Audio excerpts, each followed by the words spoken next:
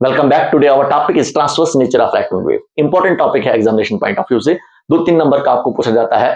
Transverse nature of electromagnetic wave में हमने prove करना है कि हमारे पास जो है इलेक्ट्रिक फील्ड वेक्टर और मैग्नेटिक फील्ड वेक्टर जो होता है वो perpendicular to the propagation of wave होता है। अगर हम ये प्रूव कर पाए कि इलेक्ट्रिक फील्ड वेक्टर और magnetic field vector propagation of wave के परपेंडिकुलर में होता है तो वहीं से हमें प्रूव हो जाएगा कि हमारे पास जो है इलेक्ट्रोमैग्नेटिक वेव का कौन सा नेचर है, दैट इज ट्रांसवर्स नेचर है। क्योंकि आपने ऑलरेडी पढ़ा है 11th में, आपने ऑलरेडी पढ़ा है ट्रांसवर्स वेव कौन सी वेव होती है। ट्रांसवर्स वेव वो वेव होती है जिसमें हमारे पास पार्टिकल जो होते हैं वो वाइब्रेट करते हैं perpendicular to the propagation of wave. जैसे अगर हमारे पास वेव एक्स एक्सिस पर प्रोपगेट करती है तो पार्टिकल जो होते हैं इस एक्स एक्सिस के परपेंडिकुलर में पार्टिकल वाइब्रेट करते हैं। अगर वेव आगे की तरफ एक्सिस पर हमारे पास वेव प्रोपगेट करेगी तो पार्टिकल जब इसके परपेंडिकुलर में वाइब्रेट करते हैं तो हम बोलते हैं हमारे पास वेव कौन सी है, ट्रांसवर्स वेव है।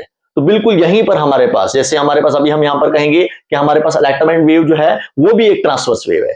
किस तरीके से है, इसमें हमारे पास आपको पता ही है, यहां पर हमारे पास इलेक्ट्रिक फील्ड और मैग्नेटिक फील्ड की वजह से हमारे पास इलेक्ट्रोमैग्नेटिक वेव बनती है। और जब हमारे पास इलेक्ट्रिक फील्ड और मैग्नेटिक फील्ड जो वेरी करेंगे, हमारे पास इलेक्ट्रिक फील्ड और मैग्नेटिक फील्ड वो प्रोपगेशन ऑफ वेव की डायरेक्शन में, हमारे पास जो वेव जिस डायरेक्शन में हमारे पास वेव प्रोपगेट करती है, अगर हमारे पास उस डायरेक्शन में हमारे पास इलेक्ट्रिक फील्ड और मैग्नेटिक फील्ड वेरी नहीं करेंगे, वो उसके परपेंडिकुलर में, प्रोपगेशन ऑफ वेव के परपेंडिकुलर में अगर हमारे पास इलेक्ट्रिक फील्ड और मैग्नेटिक फील्ड वेरी करेंगे तो वहां से हमें ये प्रूव होता है हमारे पास जो है वेव जो है इलेक्ट्रोमैग्नेटिक वेव जो हमारे पास जो है वो कौन सी वेव है, ट्रांसवर्स वेव है। तो देखिए वही यहां पर हम अभी हम प्रूफ इसका निकालेंगे जो मैंने आपको पहले ही यहां पर बोर्ड पर लिख कर रखा है। तो establish transverse nature of electromagnetic wave. अगर हमने इलेक्ट्रोमैग्नेटिक वेव के ट्रांसवर्स नेचर को एस्टैब्लिश करना है, उसका प्रूफ निकालना है, तो we have to prove that electric field vector and magnetic field vector are perpendicular to the direction of wave। तो हमने ये प्रूव करना है कि इलेक्ट्रिक फील्ड वेक्टर और मैग्नेटिक फील्ड वेक्टर जो होता है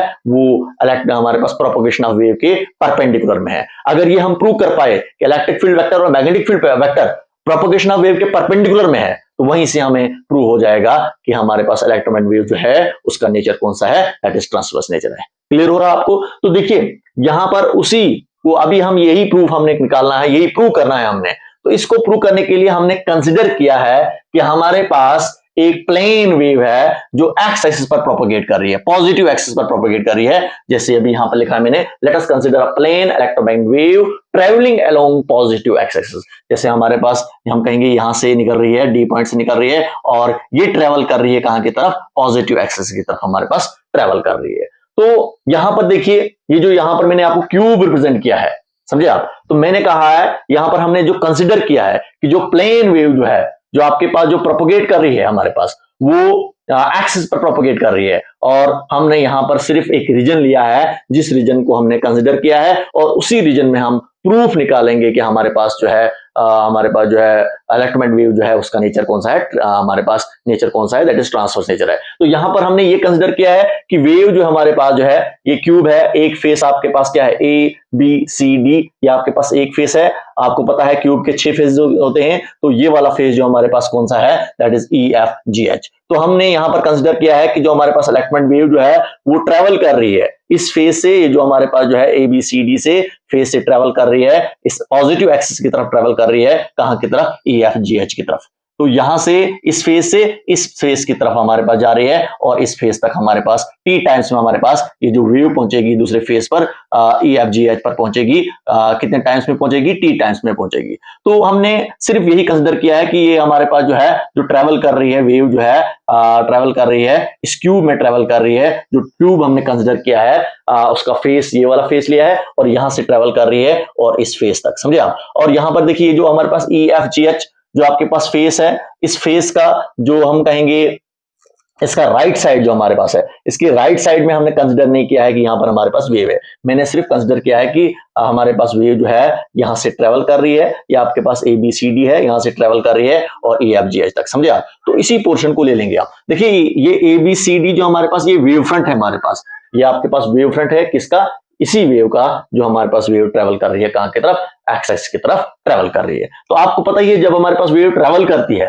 किसी भी एक्सिस, जैसे हमारे पास एक्सिस पर वेव ट्रेवल करेगी तो वेव सिर्फ डिपेंड करती है किस किस पर डिपेंड करती है, एक तो टाइम पर डिपेंड करती है, दूसरा पोजीशन पर डिपेंड करती है। समझे, हमारे पास ये वेव एक्स पर ट्रेवल कर रही है तो यहां से निकलेगी तो हम कहेंगे एक्स पर ट्रेवल करेगी, टी टाइम्स में ये कहां पर पहुंचेगी, अगर हम कहेंगे यहां से लेकर यहां पर पहुंचेगी, दूसरे फेज तक पहुंचेगी ई एफ जी एच पर जब ये पहुंचेगी तो कितना टाइम लगेगा, इसको टी टाइम्स लगेगा। और एक्स पर इसने कितना डिस्टेंस ट्रेवल किया, हम कहेंगे इसने एक्स डिस्टेंस ट्रेवल किया। तो हम कहेंगे कि हमारे पास जो है इसका ये जो हमारे पास यहां पर हमारा कंसिडर होगा वाई एक्सेस या जेड एक्सेस, वाई और जेड एक्सेस यहां पर कंसिडर नहीं होगा। तो जिस एक्स पर हमारे पास वेव ट्रेवल करती है उसी एक्सेस की पोजीशन पर डिपेंड करेगा हमारे पास वेव, और टाइम पर डिपेंड करेगा कि हमारे पास वेव ने कितना डिस्टेंस ट्रेवल किया एक्सिस पर, जिसको हम एक्सिस वन करेंगे, और कितने टाइम्स में उसने कितना डिस्टेंस ट्रेवल किया, और टाइम पर डिपेंड करेगा। तो वही यहां पर लिखा मैंने, the values of electric field and magnetic field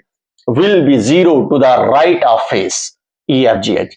यहां पर हमारे पास जो है ये आपके पास ई एफ जी एच, ये आपके पास फेस है ई एफ जी एच के राइट साइड में, ये हमारे पास राइट साइड में, तो राइट साइड में इलेक्ट्रिक फील्ड की और मैग्नेटिक फील्ड की वैल्यू जो होगी, यहाँ पर जो वैल्यू जो होगी वो जीरो होगी। वो क्यों जीरो होगी, क्योंकि हमने पहले ही कहा है कि हमारे पास जो इलेक्ट्रिक फील्ड, हमारे पास जो वेव जो ट्रेवल कर रही है वो ABCD से ट्रेवल कर रही है EFGH तक, हमने यही फेज कंसिडर किया है। इसका मतलब इसके राइट साइड में हमारे पास कोई इलेक्ट्रिक फील्ड और मैग्नेटिक फील्ड नहीं मिलेगा।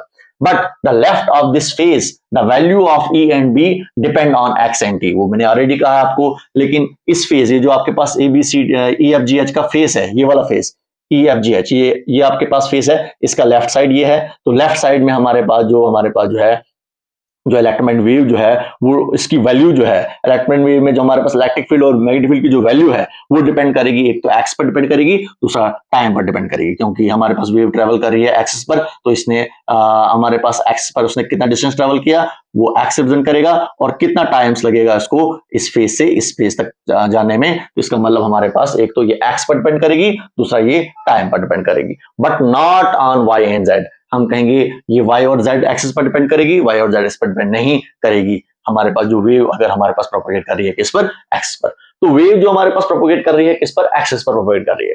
तो यहां पर जो हमारे पास जो है, हमने जो हमारा जो क्वेश्चन जो है, हमने सिर्फ और सिर्फ ये प्रूव करना है कि जो आपके पास इलेक्ट्रिक फील्ड वेक्टर है और मैग्नेटिक फील्ड वेक्टर जो है, आपको पता ही इलेक्ट्रिक फील्ड में हमारे पास इलेक्ट्रोमैग्नेटिक वेव में हमारे पास इलेक्ट्रिक फील्ड भी होता है और मैग्नेटिक फील्ड भी होता है। तो हमने यहाँ पर सिर्फ यही फाइंड आउट करना है कि इलेक्ट्रिक फील्ड और मैग्नेटिक फील्ड वो एक्स एक्सिस पर नहीं होना चाहिए। अगर इलेक्ट्रिक फील्ड वेक्टर और मैग्नेटिक फील्ड वेक्टर एक्सिस पर होगा तो इसका मतलब हमारे पास वेव जो है वो इलेक्ट्रोमैग्नेटिक वेव जो हमारे पास जो है उसका नेचर ट्रांसवर्स नेचर नहीं है। तो यही प्रूव करना है कि इलेक्ट्रिक फील्ड वेक्टर, ये जो आपके पास इलेक्ट्रिक फील्ड और मैग्नेटिक फील्ड जो है वो एक्स एक्सिस पर नहीं होना चाहिए। तो देखिए यहां पर हमने लेट किया है कि आपके पास एक क्लोज्ड हमारे पास क्यूब है, इस क्यूब के अंदर हमारे पास कोई चार्ज नहीं है। हम कहेंगे इसके अंदर चार्ज कितना है, जीरो चार्ज है। अगर हमारे पास इस क्यूब के अंदर जीरो चार्ज है तो हम गाउस लॉ को अप्लाई करेंगे बाय गाउस लॉ। अगर आपको बोला जाएगा बोलिए टोटल इलेक्ट्रिक फ्लक्स इस क्लोज सरफेस के थ्रू कितना पास होगा, समझे आप, तो कितना पास होगा, हमने गाउस लॉ ने कहा है close integral of E dot ds किसके इक्वल होता है, 1/ε0 time the total charge inside the close surface. अगर हमारे पास इस क्लोज सरफेस के थ्रू ये जो आपके पास क्यूब है, इस क्यूब के थ्रू कितना इलेक्ट्रिक फ्लक्स पास ऑन हो रहा है, अगर हमारे पास इसके अंदर कोई चार्ज होगा तो कितना इलेक्ट्रिक फ्लक्स पास होगा, तो हमें गाउस लॉ ने कहा है वो किसको होता है, वो close integral of E dot ds। E होता है इलेक्ट्रिक फील्ड और ds होता है स्मॉल सरफेस एरिया, समझे आप, किसी भी फेस का। तो E डॉट ds के इक्वल भी होता है टोटल इलेक्ट्रिक फ्लक्स, और यही हमारे पास 1/ε0 time the total charge inside the close surface के इक्वल भी होता है कि हमारे पास क्लोज सरफेस के अंदर कितना चार्ज है, वो आपके पास Q रिप्रेजेंट करता है उसी को, total charge inside the close surface divide by ε0। ε0 होता है absolute permittivity in free space. लेकिन आपके पास ये जो क्यूब है, इस क्यूब के अंदर चार्ज जो है वो क्या है, जीरो है। तो इसका मतलब टोटल इलेक्ट्रिक फ्लक्स क्यूब की जगह पर जीरो पुट करोगे, जीरो डिवाइड बाय ε0 आपके पास जीरो आ जाएगा। तो आपके पास टोटल इलेक्ट्रिक फ्लक्स, जो हमारे पास टोटल इलेक्ट्रिक फ्लक्स इस क्लोज सरफेस के थ्रू जो निकलेगा वो कितना निकलेगा, वो जीरो होगा, समझे आप। इसका मतलब क्योंकि इसके अंदर कोई चार्ज ही नहीं है तो इलेक्ट्रिक फ्लक्स भी हमारे पास इस क्लोज सरफेस के थ्रू क्या होगा, वो भी जीरो होगा। अब यहां पर देखिए हमारे पास जो है ये क्लोज सरफेस है, गोला जो यहां पर रिप्रेजेंट क्या है, ये क्लोज सरफेस, ये पूरे के पूरे इस क्यूब को रिप्रेजेंट करता है जिसके 6 फेसेस होते हैं। तो अभी अगर हम इसको खोल के लिखेंगे, देखिए हमारे पास क्लोज सरफेस, ये आपके पास क्लोज सरफेस है जिसके 6 फेसेस हैं। अब अगर इसको आप खोल के लिखोगे आप, तो पहली फेस अगर हम ये ले लेंगे, ये आपके पास फर्स्ट फेस है, तो हम इसको ले लेंगे, क्या है आपके पास A B C D, E dot D S, E dot D S, ये पहला फेस। इसके बाद हम ये फ्रंट वाला फेस ले लेंगे, हम ई एफ जी एच, ई F G H, E dot D S, ये आपके पास एक और फेस आ गया। इसके बाद ये वाला फेस और ये वाला फेस। इसके बाद टॉप वाला फेस, टॉप वाला फेस कौन सा हो गया आपके पास, B C G F plus B C G H, E dot D S. अब बॉटम वाला फेस, ये वाला आपके पास बॉटम वाला फेस है, A D H E, E dot D S हो गया आपके पास टॉप वाला फेस भी और बॉटम वाला फेस भी। अब फ्रंट वाला फेस, जो आपके पास फ्रंट वाला face, A B F E plus A B F E, E dot D S plus back वाला फेस, जो बैक वाला फेस होगा वो कौन सा है, डी सी जी एच,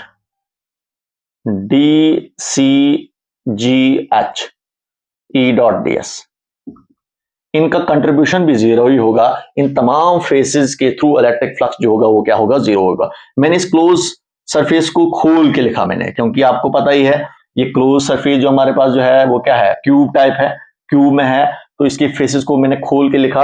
पहला फेस आपके पास ये है आपके पास ए बी सी डी, दूसरा आपके पास है ई एफ जी एच, तीसरा आपके पास टॉप वाला है बी सी जी एफ, नीचे और फिर बॉटम वाला हमारे पास है ए डी एच ई, फिर आपके पास फ्रंट वाला है ए बी एफ सी, उसके बाद बैक वाला है डी सी जी एच। तो इन तमाम फेसेस पर जो कंट्रीब्यूशन होगा, जो इलेक्ट्रिक फ्लक्स इनके थ्रू जो होगा वो जीरो ही होगा, जो यहां पर लिखा है मैंने, that is equal to zero.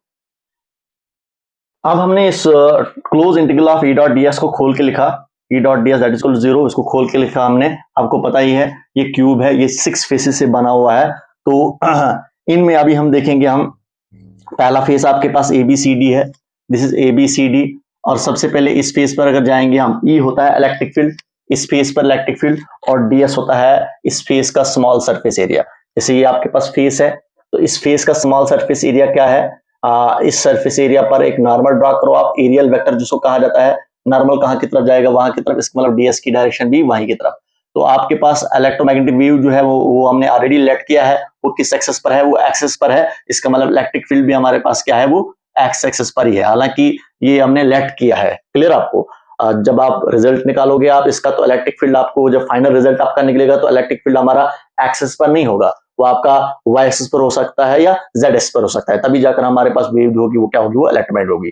लेकिन यहाँ पर सबसे पहले हमने लेट किया है कि इलेक्ट्रोमैग्नेटिक वेव जो है वो एक्सिस पर मूव कर रही है, तो इलेक्ट्रोमैग्नेटिक वेव में हमारे पास क्या होती है, इलेक्ट्रिक फील्ड और मैग्नेटिक फील्ड है, इसका मतलब इलेक्ट्रिक फील्ड भी और मैग्नेटिक फील्ड भी हमारे पास क्या है, वो भी एक्सिस पर है। तो देखिए इस फेस में ई और डीएस के बीच में एंगल कितना है, जीरो है, क्योंकि ई डॉट डी एस है, डॉट रिस्पेक्ट टू वेक्टर है, तो ई डॉट डी एस को खोल के लिखते हैं ई डी एस कॉस थीटा। तो यहाँ पर ई और डी एस के बीच में एंगल कितना है, जीरो है इस फेस पर। तो यहाँ से वेव निकल रही है, तो इस फेस पर जब पहुंचेगी, ये आपके पास नेक्स्ट फेस है आपके पास ई एफ जी एच, तो आपको पता है इस फेस की डायरेक्शन कहाँ की तरफ होगी, इस फेस में जो डीएस होगा, इस फेस का छोटा सा टुकड़ा जो होगा, सरफेस एरिया जो होगा, स्मॉल सरफेस एरिया, उसको हम डीएस से रिप्रेजेंट करते हैं हम। तो इस फेस में डीएस की डायरेक्शन कहाँ की तरफ होगी, यहाँ की तरफ होगी, डीएस यहाँ की तरफ होगा, लेफ्ट की तरफ होगा। लेकिन यहाँ पर भी आपको पता ही है इलेक्ट्रोमैग्नेटिक वेव जो है वो ट्रेवल कर रही है एक्सिस पर, तो इलेक्ट्रिक फील्ड की जो डायरेक्शन होगी वो एक्सिस पर ही होगी, वहां की तरफ होगी, राइट की तरफ होगी। तो देखिए डीएस इधर इस फेस पर, ये जो आपके पास फेस है, इस फेस पर डीएस यहाँ की तरफ होगा, एरियल वेक्टर यहाँ की तरफ निकलेगा और इलेक्ट्रिक फील्ड वहां की तरफ, तो एंगल यहाँ पर थीटा जो होगा ई और डीएस के बीच में 180 डिग्री होगा यहाँ पर। तो ई और डीएस के बीच में इस फेस पर एंगल कितना होगा, 180 डिग्री होगा। अब ये वाला फेस है बी सी जी एच, ये आपके पास बी सी जी एच है, टॉप फेस है, ये आपके पास टॉप फेस है। अगर आपको बोला जाएगा इस टॉप फेस पर आप बोलो इस फेस की डायरेक्शन कहाँ की तरफ होगी, इस फेस पर परपेंडिकुलर ड्रॉ करो आप, इसका मतलब डीएस कहाँ की तरफ निकलेगा, अपर डायरेक्शन में निकलेगा। और आपको पता है यहाँ पर भी हमारे पास इलेक्ट्रिक फील्ड, तो आपको पता ही है इलेक्ट्रिक फील्ड की डायरेक्शन कहाँ की तरफ होगी, वो तो आपको एक्स एक्सिस पर ही हर एक जगह पर मिलेगी। तो इस फेस पर ई और डीएस के बीच में एंगल कितना बनेगा, दैट इज 90 डिग्री। तो यहाँ पर इस फेस पर एंगल जो होगा ई और डीएस के बीच में एंगल जो होगा वो 90 डिग्री होगा। इसके बाद बॉटम वाला फेस है, तो बॉटम वाला फेस जो है ये फेस है, ये बॉटम वाला फेस है। इस फेस की डायरेक्शन प्रेजेंट करो, डाउनवर्ड डायरेक्शन में डीएस निकलेगा, ई आगे की तरफ, एंगल कितना बनेगा यहाँ पर, ई यहाँ पर आगे की तरफ, इलेक्ट्रिक फील्ड हमेशा एक्सिस पर ही होगा, तो यहाँ पर भी एंगल 90 डिग्री होगा, तो इस फेस पर भी एंगल कितना होगा आपका 90 डिग्री होगा। इसके बाद ये वाला फेस है A B F E, A B F E, ये फ्रंट वाला फेस है, फ्रंट वाला फेस। तो फ्रंट वाला फेस में डीएस कहाँ की तरफ निकलेगा, एरियल वेक्टर ड्रा करो आप, तो सीधे आगे की तरफ होगा, और इलेक्ट्रिक फील्ड वहां के लिए, तो यहाँ पर भी एंगल कितना होगा 90 डिग्री होगा ई और डीएस के बीच में एंगल। तो ये डीसीजीएच जो है बैक वाला फेस है, तो बैक वाला फेस में एरियल वेक्टर डीएस की डायरेक्शन अंदर की तरफ होगी और इलेक्ट्रिक फील्ड आगे की तरफ ही है, तो यहाँ पर भी थीटा कितना होगा 90 डिग्री होगा। तो देखो सबसे पहले यहाँ पर ई डॉट डीएस को खोल के लिखोगे आप, तो क्या बनेगा, ई डीएस कॉस थीटा, तो कॉस थीटा कितना है, 0 है। तो आपको पता है कॉस 0 जो होता है वो किस होता है, 1 के इक्वल होता है, 1 के इक्वल होता है। इसका मतलब ये फेस आपका बच जाएगा आपके पास A B C D E D S cos theta जो होता है 1, कॉस 0 होता है 1 के इक्वल, ये आपके पास रह जाएगा। इसके बाद आपके पास नेक्स्ट जो आपके पास है ये वाला फेस, अब इस फेस में जाओगे आप, यहाँ पर ई डॉट डीएस होता है ई डीएस कॉस थीटा, किस होता है, ई डीएस कॉस थीटा के इक्वल होता है, लेकिन थीटा कितना है 180, आपको पता है कॉस 180 होता है -1 के इक्वल, तो यहाँ पर आपके पास आ जाएगा ई डीएस -1, क्योंकि ई डीएस कॉस थीटा होता है, थीटा होता है 180, cos 180 होता है -1 के इक्वल। अब ये वाली टर्म 0 हो जाएगी, क्योंकि ईडीएस cos थीटा होता है 90 डिग्री, cos 90 होता है 0 के इक्वल, तो 0 को ईडीएस के साथ की 0 हो जाएगा। ये वाली टर्म भी 0, ये वाली टर्म भी 0, ये वाली टर्म भी 0 और ये वाली टर्म भी 0, दैट इज इक्वल टू 0 आपके पास आ रहा है, क्योंकि यहाँ पर इस फेस में भी, इस फेस में भी, इस फेस में भी, इस फेस में भी एंगल कितना है 90 डिग्री। ईडीएस cos 90 आपके पास आएगा, cos 90 0 के इक्वल होता है, 0 को ईडीएस के साथ तो 0 हो जाएगा। तो ये वाली टर्म, ये वाली टर्म, ये वाली टर्म, ये वाली टर्म भी 0 हो जाएगी। हालांकि इनका भी नेट फ्लक्स जो होता है वो 0 ही होता है, क्योंकि नेट रिजल्ट आपके पास जो है वो 0 है। अब आपके पास सिर्फ 2 फेसेस रहे। अब यहां पर देखिए हमारे पास, यहां पर आप देखोगे आप, तो ये कौन सा फेस है, ABCD, ये वाला फेस। अगर हम इस फेस में जो इलेक्ट्रिक फील्ड है, उस इलेक्ट्रिक फील्ड को अगर हम किससे रिप्रेजेंट करेंगे, हम इलेक्ट्रिक फील्ड एक्स डायरेक्शन में है, तो इस इलेक्ट्रिक फील्ड को हम ई एक्स से रिप्रेजेंट करेंगे हम। दूसरा फेस आपका जो बचा वो कौन सा बचा आपके पास, ये वाला फेस बचा आपके पास, ई एफ जी एच। तो इस फेस की इलेक्ट्रिक फील्ड, इस फेस में जो इलेक्ट्रिक फील्ड है, इस फेस पर जो इलेक्ट्रिक फील्ड होगा, उस इलेक्ट्रिक फील्ड को हम ई एक्स डैश से रिप्रेजेंट करेंगे हम। तो एक स्टेप और करेंगे हम यहाँ पर, तो देखिए आपके पास क्या आ जाएगा, ई को बाहर निकालो आप, ई को बाहर निकालो आप, और डीएस आपके पास आ रहा है ABCD, माइनस प्लस होता है माइनस, यहां पर भी ई को बाहर निकालेंगे हम, और डीएस आपके पास अंदर आ रहा है, दैट इज इक्वल टू, आगे 0 है, इज इक्वल टू 0। तो यहाँ पर difference integration cancel, difference integration cancel, लेकिन ये कौन सा फेस है आपके पास, ये वाला फेस जो आपके पास है EFGH, ये वाला फेस है आपके पास।